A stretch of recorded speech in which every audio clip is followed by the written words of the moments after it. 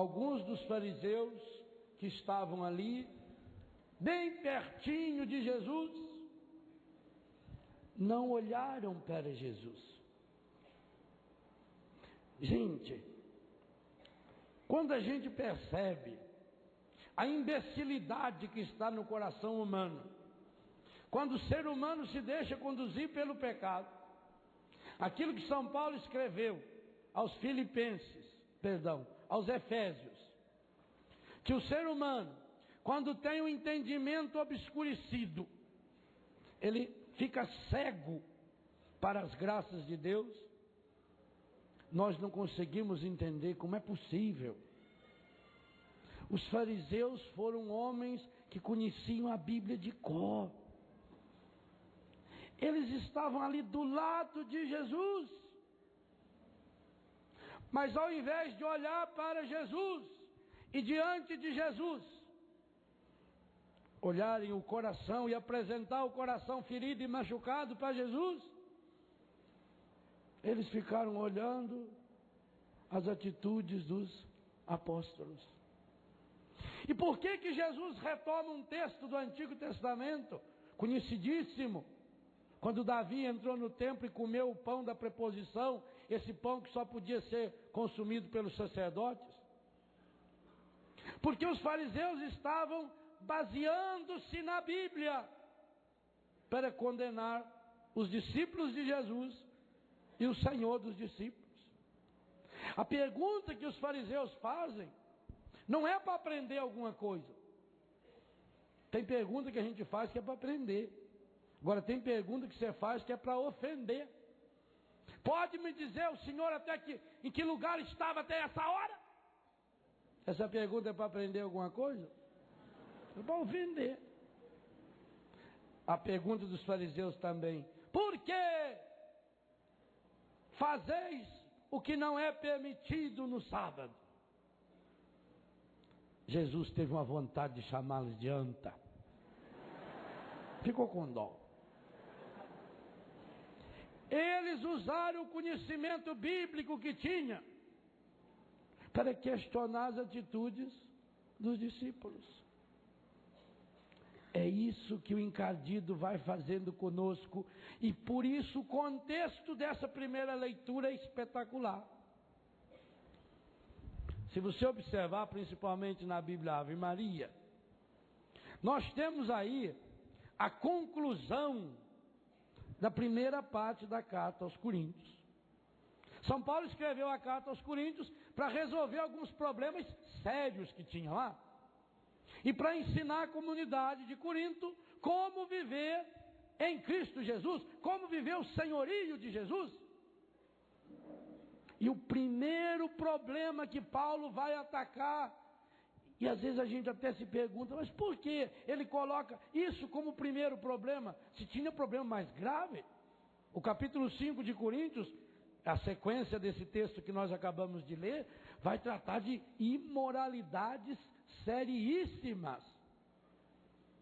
Ele vai tratar do problema do celibato, do matrimônio no capítulo 7.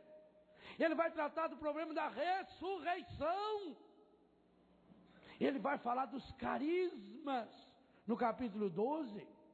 Ele vai ter um capítulo inteirinho, o hino ao amor, o hino à caridade. Quantos temas espetaculares Paulo tinha para trabalhar com os coríntios. E no entanto, ele gasta o primeiro, o segundo, o terceiro e o quarto capítulos dessa carta para falar numa linguagem muito honesta e sincera, como nos disse há poucos dias no capítulo 3, que infelizmente não podia ainda dar alimento sólido, porque a gente não passava de criança na vida espiritual. Ele gasta esses 4 primeiros capítulos, repito, de uma carta onde ele tinha conteúdos seríssimos a serem tratados, para falar do quê? Das divisões, das brigas que existem na comunidade. E por que será que Paulo coloca esses 4 capítulos voltados para esse tema? Porque sabia muito bem o apóstolo, talvez pela experiência própria, de que quando nós não temos o coração curado, todo o resto, carismas, celibato ou matrimônio, sacramentos, a crença na ressurreição e até o discurso maravilhoso do amor, não passa de palavras furadas. Porque tudo isso vai por água abaixo. Paulo chama a nossa atenção, igualzinho Jesus está fazendo, para que a gente possa olhar para o centro e não para a periferia. Os fariseus conheciam a palavra de Deus, tinham Jesus pertinho. Meu Deus, o que faltava para eles proclamarem Jesus como Senhor da vida deles? Tirar a trave que tinha no olho. Por isso que Jesus vai ter as palavras mais duras do Evangelho, é para os fariseus. E por isso que farisaísmo virou sinônimo de máscara, de hipocrisia. Porque quando a pessoa tem o coração mascarado, quando vivemos na hipocrisia, o que acontece conosco? Nós temos tudo para sermos pessoas absolutamente felizes, curadas, saradas, equilibradas. Mas não somos. Porque a exemplo desses fariseus, nós temos a força da palavra em nossa vida. Nós temos Jesus fisicamente presente. E que coisa interessante. As duas coisas atribuídas aí no Evangelho são as duas coisas que São João mais repete como fonte da vida que Jesus é para nós. Qual é o tema do acampamento? O tema: eu vim para que todos tenham vida e a tenham abundantemente, e a tenham em plenitude. Se você pegar o Evangelho de São João, do começo ao fim, do capítulo 1 ao 21, você vai perceber duas fontes de vida que Jesus nos dá. A primeira eu já falei bastante hoje, e amanhã de manhã vou retomar.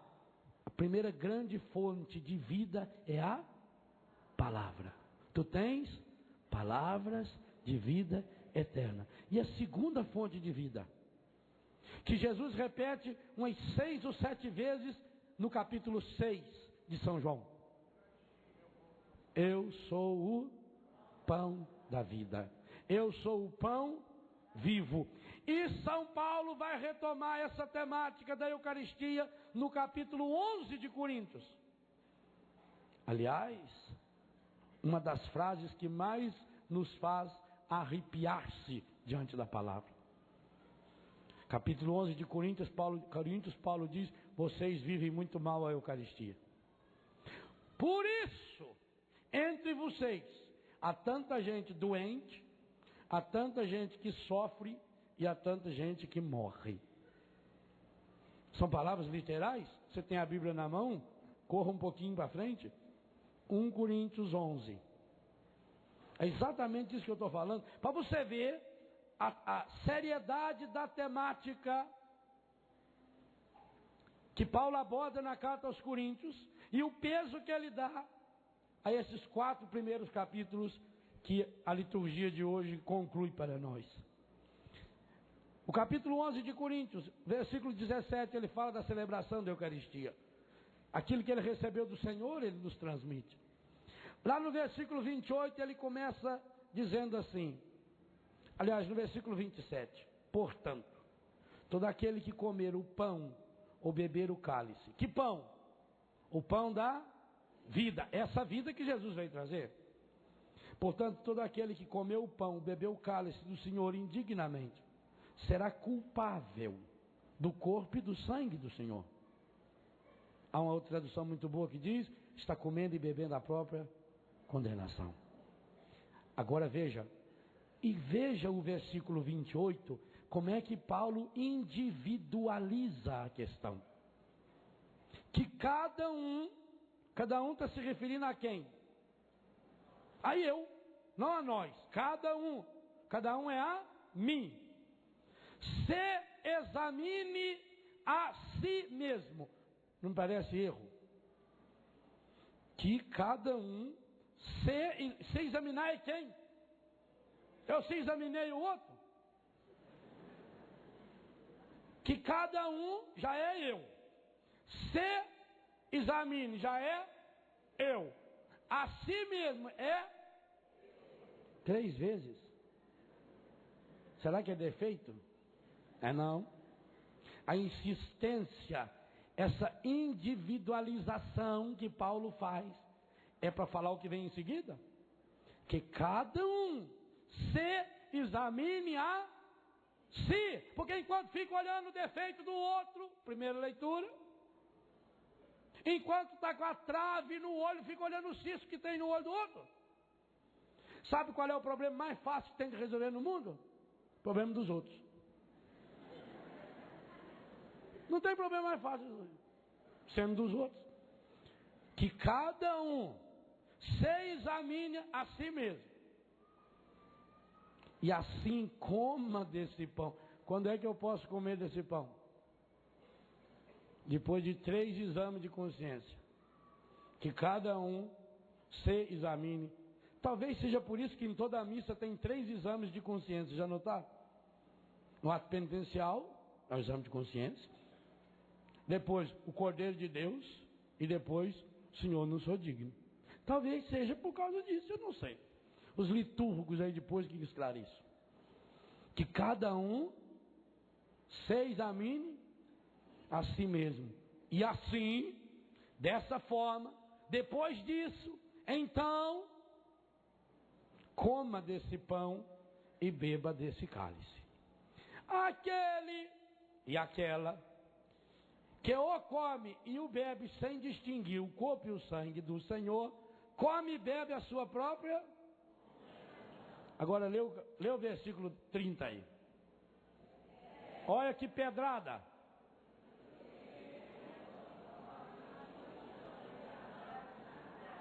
Esta é a razão pela qual, porque entre vós há muitos, intensidade do advérbio aí, muitos adoentados e fracos, e muitos mortos. Não é a paulada? Então você veja bem, essa temática toda que Paulo trabalha, a atualização do senhorio de Jesus, a carta aos Romanos para os cristãos que estão na Europa, em Roma, para a carta aos Coríntios para aqueles que estavam naquela região portuária, uma cidade de muita gente, com muitas comunidades, com carisma fabuloso. Paulo sabia muito bem, tanto que ele escreveu 3 cartas para os cristãos de Corinto. Só 2 nós temos, uma terceira se perdeu. Ele deu um peso muito grande a essa comunidade. Ele deu uma doutrina imensa a essa comunidade.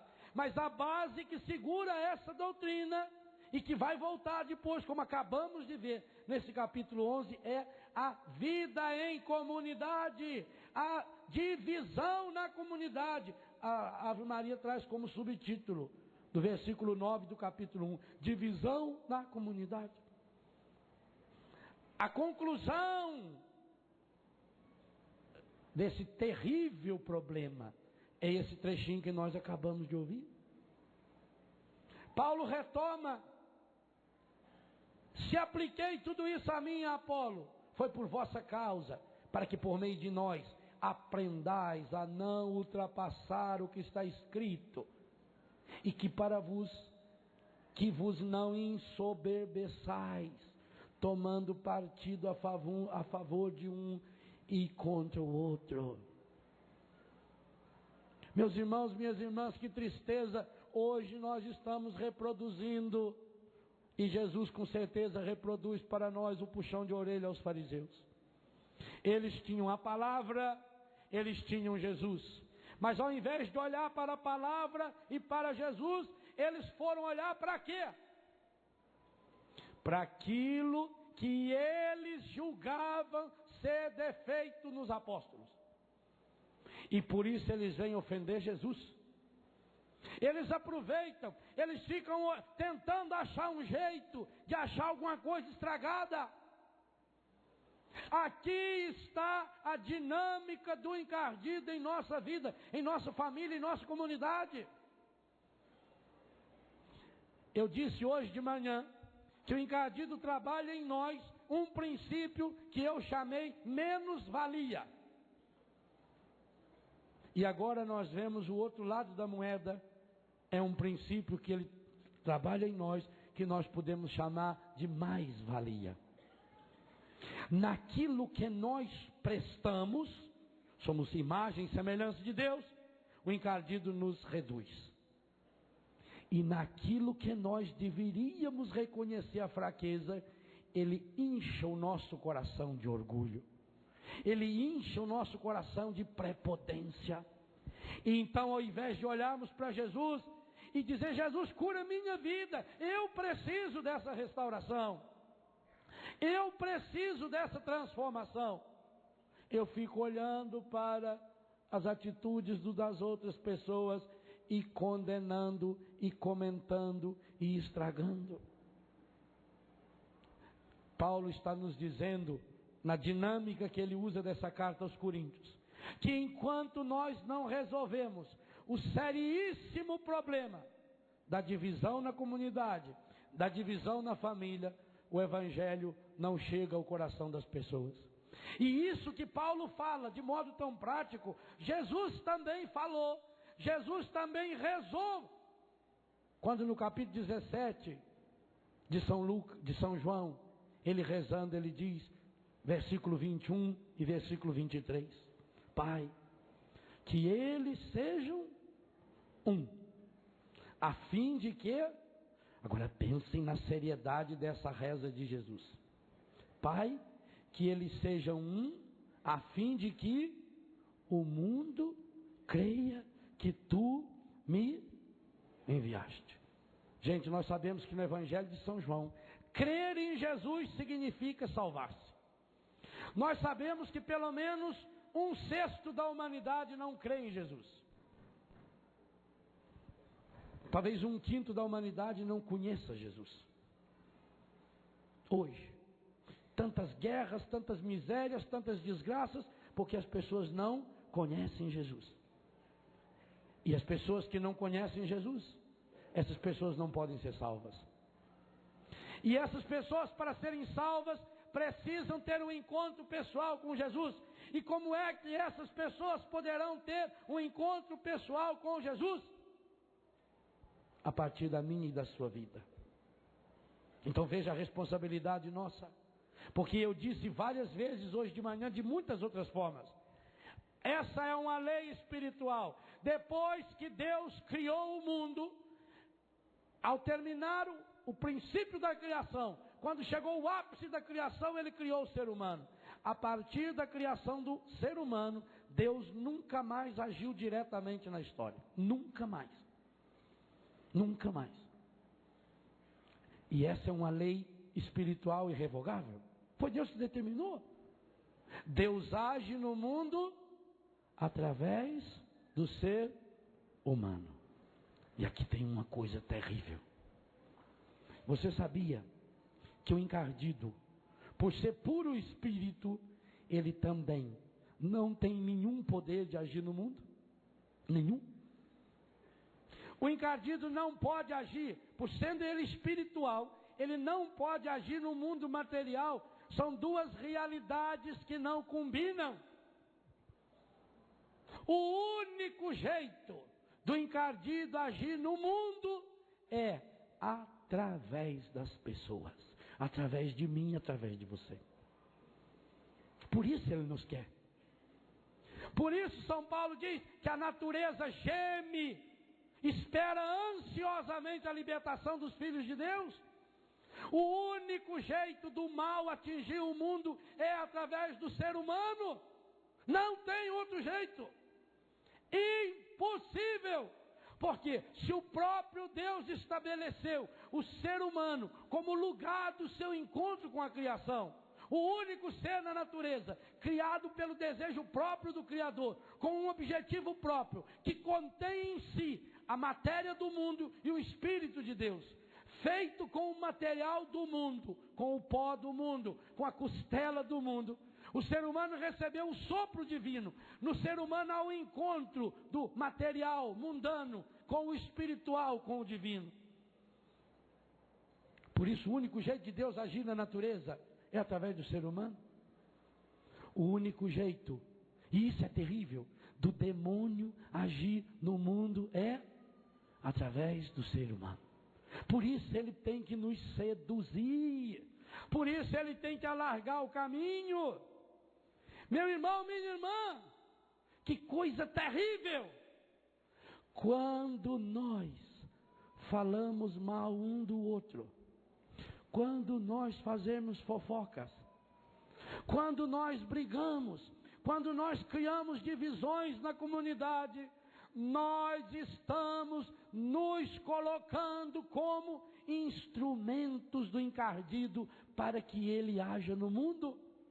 E isso vai virando, é como um dominó. Você faz que porção de dominó e coloca, mexe em e ele vai batendo no outro, vai batendo no outro, e o mal vai se espalhando. O encardido, quando entra no coração de uma pessoa, de uma família, ele entra através de um vício. Por que nós precisamos tanto da cura interior? Porque a cura interior é o processo pelo qual eu vou tirando os entulhos do meu coração. Aquilo que São Paulo fala para nós na carta aos Efésios, no capítulo 4, a partir do versículo 25. Não deis entrada ao demônio. Que o sol não se ponha sobre o vosso ressentimento, mesmo em cólera, não pequeis, não deis entrada ao demônio.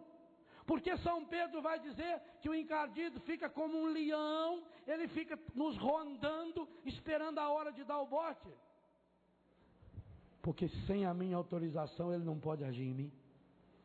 Só que essa autorização, e aí vejam bem, enquanto Jesus respeita a minha liberdade, o encardido não respeita porque ele não tem liberdade, ele entra em minha vida pela menor fresta que ele encontrar.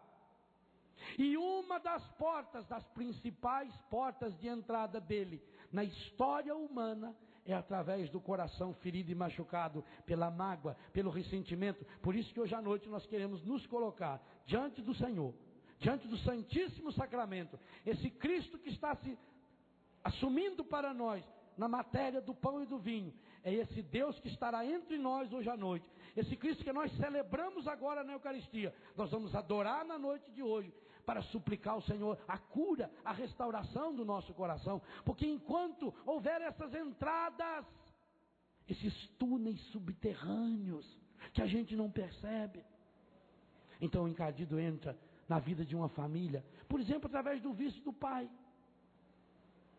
O pai tem o vício do alcoolismo, começa a beber, só ele tem o vício.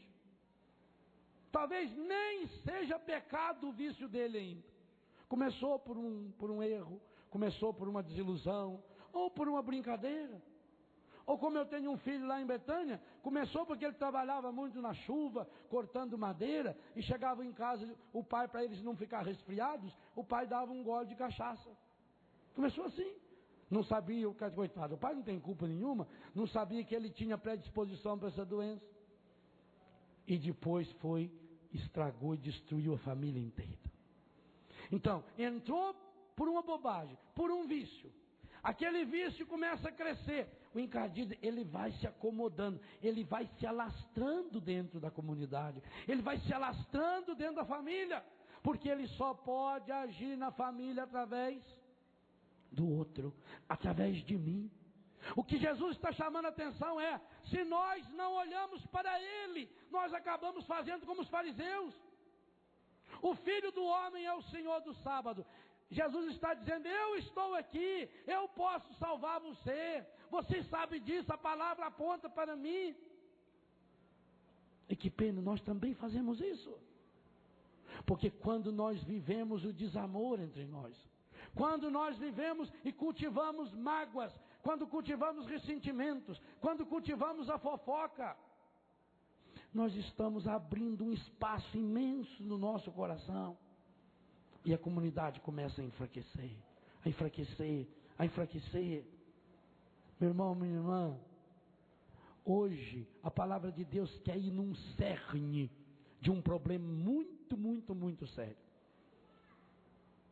As feridas interiores que trazemos aqui dentro do coração e que acabam pela máscara, pela autossuficiência.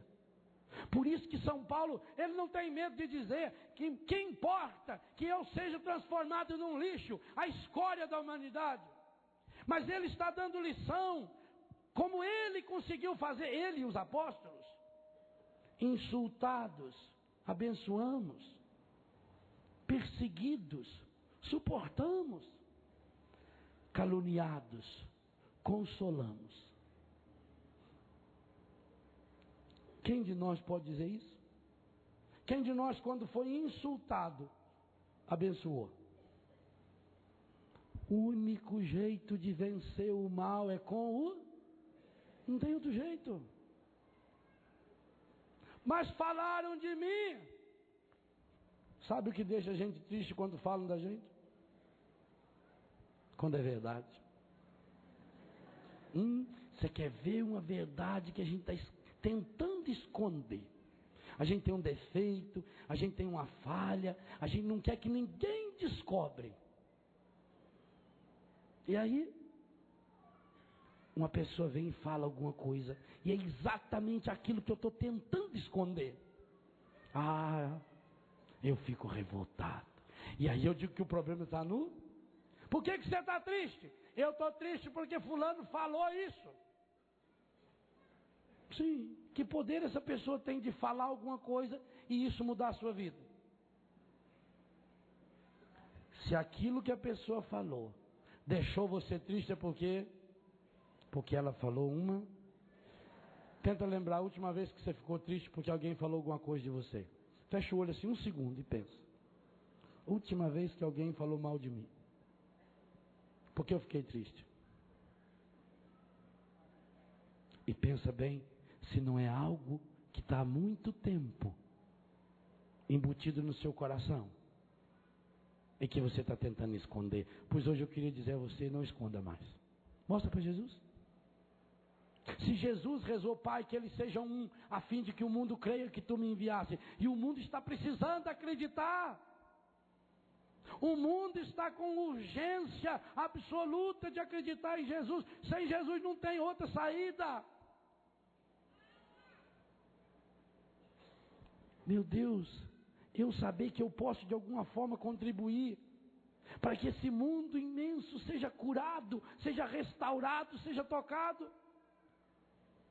Mas se eu vou acumulando no meu coração, será que eu conseguiria fazer esse exercício tão pequenininho do versículo 12?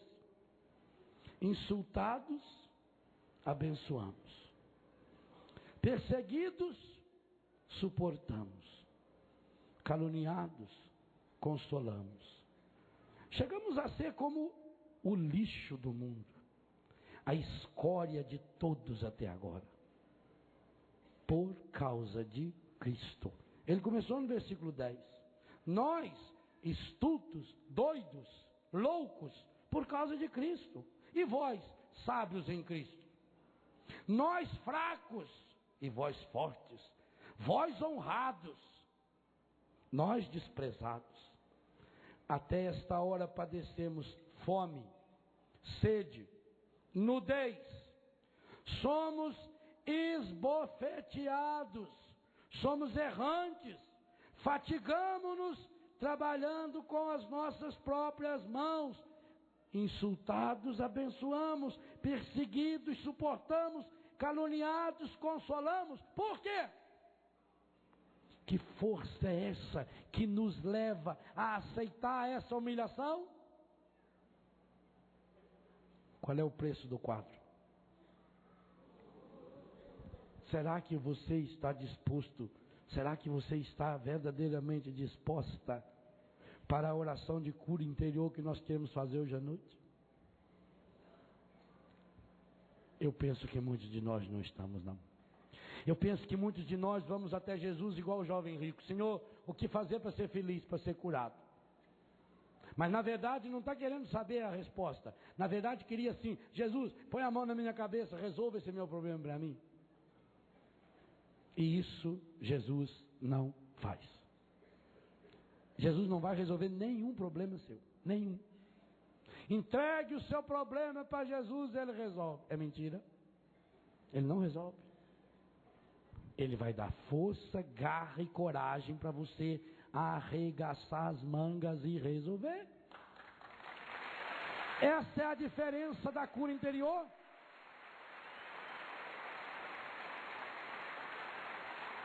Agora, se a pessoa vive na oração da lamúria, a oração da lamúria é o louvor ao encadido. A oração que o demônio mais gosta é quando a pessoa começa a reclamar: ah, Padre, tanto que eu sofro. Padre do céu, se eu fosse escrever e contar a minha vida para o Senhor, Padre, dava um livro. Não escreve não. Eu não quero ler esse livro não. Ô livrinho ruim. Padre, por que será que tudo dá errado na minha vida? Padre, por que será que ninguém gosta de mim? Aí você olha para a pessoa e fala: morre, meu irmão.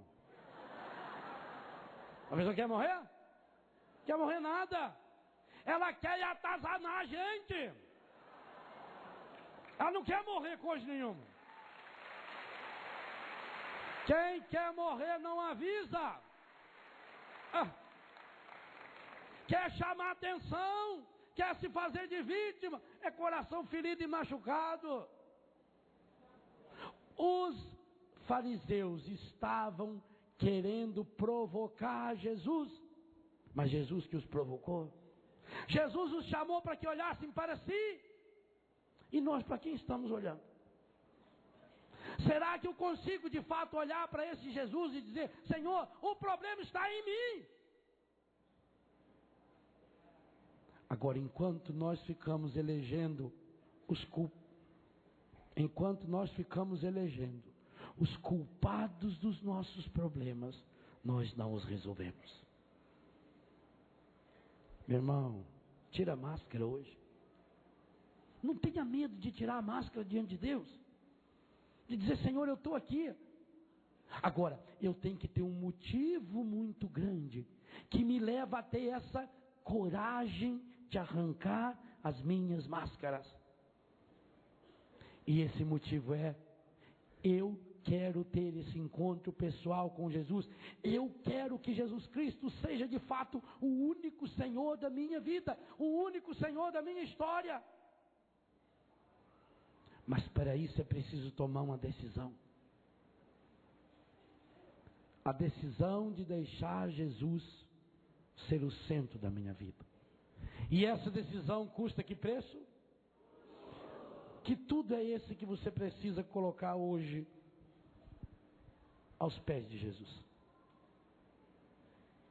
Pensa bem, o que você está protegendo em você? Sabe o que é mais terrível em nossa vida? A coisa que nós mais amamos são os nossos pecados. Sabia? Quantos de nós estamos guardando pecado aqui no coração há anos? Desde pequenininho. E vai cultivando e não tem coragem de expor o pecado diante do Senhor. E aí vamos caindo no farisaísmo. Vemos defeito em todo mundo. Apontamos as falhas de todas as pessoas. Mas não temos a coragem de dobrar nosso joelho no chão e dizer: Senhor, começa em mim hoje. Aquela experiência que Paulo chegou: já não sou eu quem vivo, é Cristo que vive em mim. Para mim, morrer é lucro. Será que posso repetir isso? Ou talvez você, eu, cada um de nós temos que repetir: já não sou eu quem vivo, é a mágoa que vive em mim, é o ressentimento que vive em mim. Por quê? Você se torna tantas e tantas vezes uma pessoa tão fraca, que qualquer coisinha é suficiente para deixar você abatido. Por que será que a gente se irrita com tanta facilidade? Eu tenho para mim uma certeza. Cada vez que eu estou me irritando com muita facilidade, é porque eu estou em pecado. E aí eu acho que o problema está no outro. Aí qualquer barulho do outro já irrita a gente. Aí qualquer atitude do outro já irrita a gente. Porque a gente não tem aquela coragem de reconhecer: Senhor, eu sou um pecador. Senhor, eu estou acreditando nessas bobagens, Senhor. Essas bobagens que o mundo ensina, que a pessoa vale por isso, vale por aquilo. Quando Jesus, que veio para dar a vida e a dá-la em plenitude para nós, no Sermão da Montanha, manda que se olhe para as aves do céu e para os lírios do campo, ele não pergunta: a sua vida não vale mais do que a veste? Valeis muito mais do que os pássaros. O valor de cada um de nós não vem de fora. Meu irmão, minha irmã, nada nem ninguém que estejam fora da gente pode dar nosso valor ou tirar nosso valor. Se eu pegar uma nota de $100 e perguntar para um grupo de pessoas: quem de vocês desejaria ganhar essa nota? Todo mundo levanta a mão. Aí eu pego e amasso aquela nota, amasso e pergunto: quem quer ganhar? Mas eu amassei a nota. Eu posso dobrar, eu posso pisar na nota de $100. Quanto que ela vale? Então, meu irmão, minha irmã, nada, nenhum amassado, nenhuma pisoteada do pecado, do mundo, vai tirar o seu valor de filho e filha de Deus. Olha para esse Senhor de Deus. O nosso valor começa aqui. Pode ser que hoje eu sou uma nota remendada ou mofada. Um casal que juntou tanto tempo dinheiro para ir para a Europa, que quando foi na data que tinha juntado o dinheiro, tiver que lavar as notas e passar para tirar o cheiro de mofo. Levaram. Pode ser que eu esteja sendo uma nota meia mofada, meia suja, meia estragada. E está na hora de dar um brilho. Mas se eu não sei o valor que eu tenho, quem é que vai me dar o valor? O seu valor vem da pessoa que hoje nos chama no Evangelho. O Filho do Homem que é Senhor do sábado significa: olhe para o essencial. Eu estou aqui. Às vezes a gente fica pensando: meu Deus, como é que pode? Aquelas pessoas viveram fisicamente com Jesus, estavam do lado de Jesus e não deixaram Jesus tocar o coração, e voltaram para casa com as suas enfermidades. Lucas 8:43, a hemorroíça. Era uma multidão de 5.000 pessoas. Uma mulher tocou o Senhor e uma foi curada. Não basta você vir a um acampamento. Não basta você estar nessa festa maravilhosa de milhares de pessoas. Não basta. Não basta eu estar celebrando essa Eucaristia, ou concelebrando, ou cantando, ou tocando, ou trabalhando, ou filmando. Não basta. É preciso desmascarar o coração. É preciso deixar Deus botar a mão no nosso coração. É preciso deixar Deus arrancar do nosso peito as sujeiras que nós e os nossos pecados estamos acumulando ao longo de tanto tempo. E enquanto nós não tivermos essa coragem de nos lançarmos no Senhor e mostrar para Ele: o nosso Deus é rico em misericórdia. O que o Salmo de hoje nos ensinava? Que o Senhor está sempre pronto a nos atender, que o Senhor está perto daqueles que o invocam, que o Senhor é fiel em suas palavras, santo em tudo o que faz. O Senhor sustenta os que vacilam, soergue os abatidos. Todos os olhos esperançosos se dirigem para vós, e a seu tempo vós os alimentais. O Senhor se aproxima dos que o invocam, daqueles que o invocam com sinceridade, com lealdade, a tradução que nós ouvimos. Se esse Senhor está tão próximo, daqui a pouquinho nós vamos ter Jesus Cristo na nossa mão. Será que nós acreditamos nisso? Será que verdadeiramente eu acredito que é Jesus que está naquela hóstia? Se eu acredito nisso, a minha vida tem que mudar. Eu não posso mais continuar vivendo na angústia, na tristeza, na depressão, na irritação, na mentira, na mágoa. E o que impede que eu tenha esse encontro pessoal com Deus que vem até mim? Essa barreira da hipocrisia, essa mágoa que eu guardei no meu coração, essa falta de perdão, se eu não estou decidido a perdoar. E essa é uma decisão difícil. Sabe por que ela é difícil? Porque ela só depende de você, de mais ninguém. Por isso ela é difícil. Mas meu Deus, e aí eu não vou ter mais em quem botar culpado? Eu não vou ter mais em quem botar a culpa? Por que que São Paulo se apresenta pisoteado como esse lixo? O que você vai fazer com um lixo? Quem é que pode ofender um lixo? Quem pode me ofender? E não foi o que Jesus Cristo fez por nós? O retrato é feio. Como nós estamos atrás de um Cristo do Sermão da Montanha. Bem-aventurados os puros de coração, porque verão a Deus. Bem-aventurados os que choram, porque serão consolados. Mas ele diz lá no final, bem-aventurados, quando forem caluniados e perseguidos por causa do meu nome. Essa perseguição nós não queremos.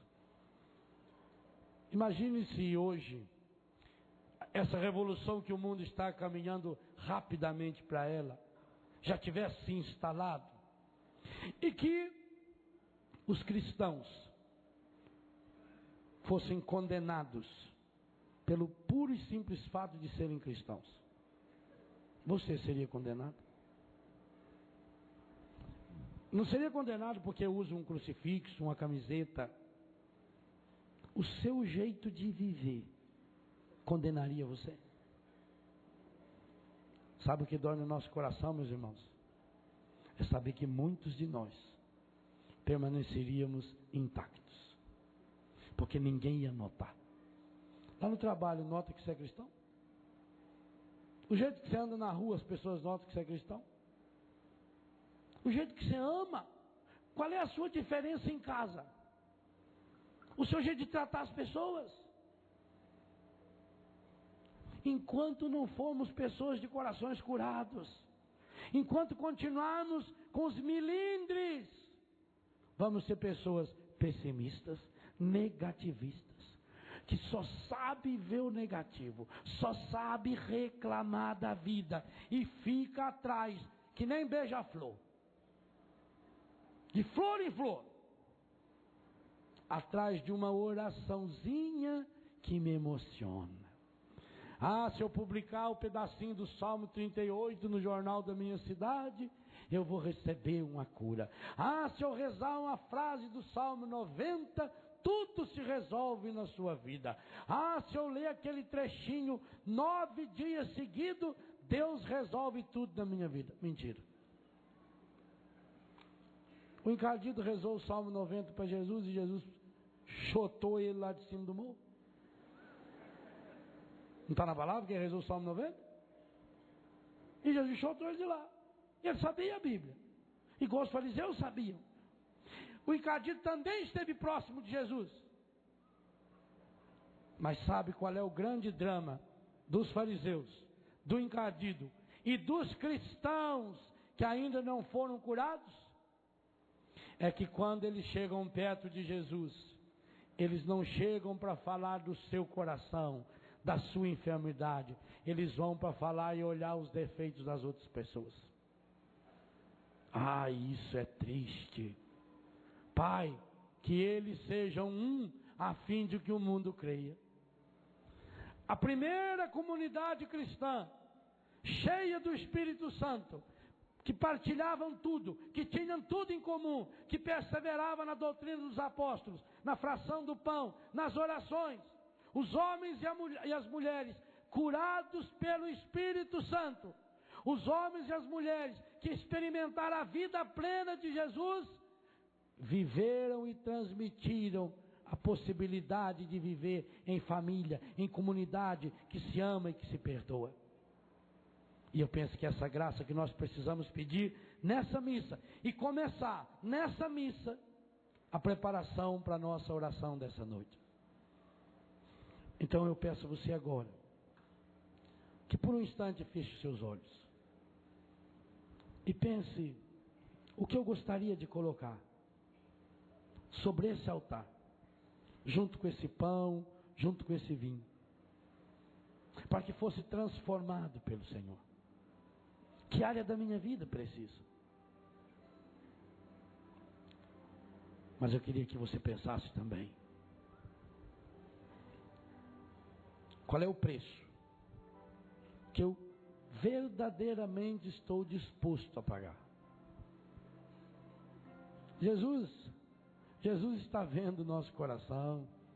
Deus nos conhece. A gente pode até conseguir enganar as pessoas, mas Deus a gente não engana. O que eu estou disposto? Quanto eu estou disposto hoje a dar do meu coração? Que áreas do meu coração eu quero verdadeiramente permitir que a graça de Deus cure, restaure, transforme e liberte pelo poder do Espírito Santo nessa Eucaristia?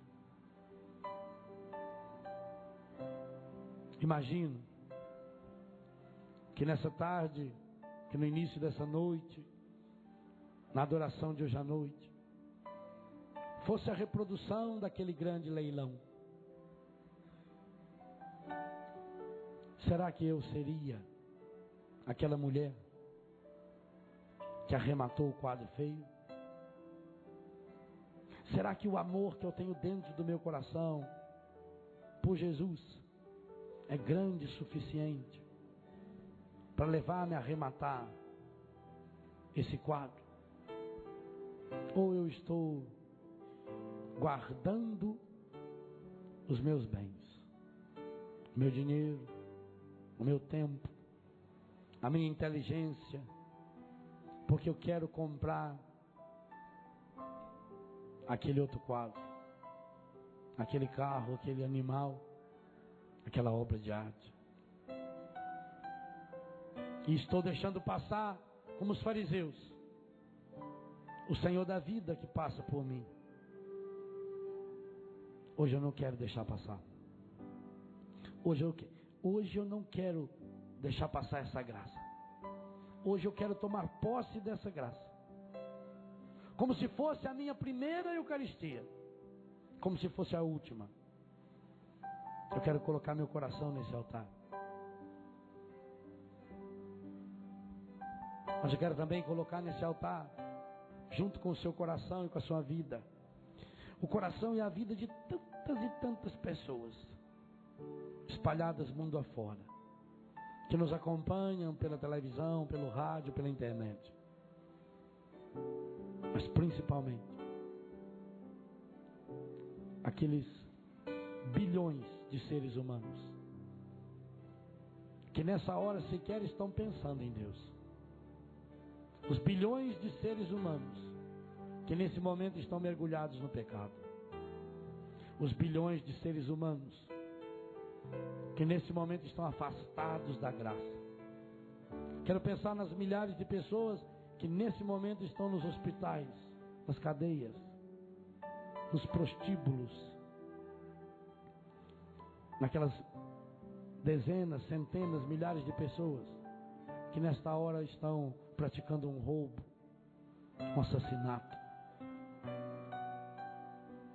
Naquelas milhares de pessoas que hoje estão praticando aborto.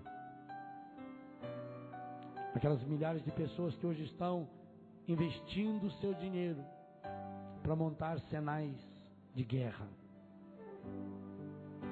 E quero pensar no meu compromisso para mudar tudo isso.